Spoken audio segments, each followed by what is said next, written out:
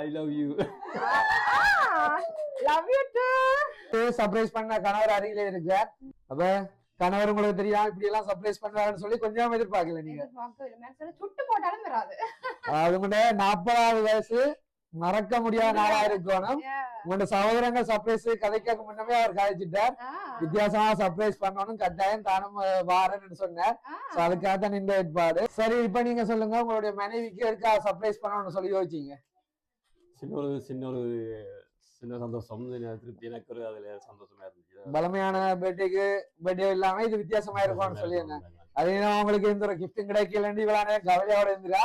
இப்ப கிஃப்ட பார்த்தோன்னா சந்தோஷமா இருக்கிறா. அவங்க ஆரம்பத்துல சொல்லியிருந்தவங்க நீங்க வந்து கிஃப்ட் ஒன்னும் கொடுக்க இல்லையா, நீ உங்களுக்கு தார கிஃப்டும் வேணாம்னு சொல்லி. அப்படின்னு சொன்னா இந்த கிஃப்ட் எல்லாம் நாங்க திருப்பி எடுத்துட்டு போயிடுவோம்.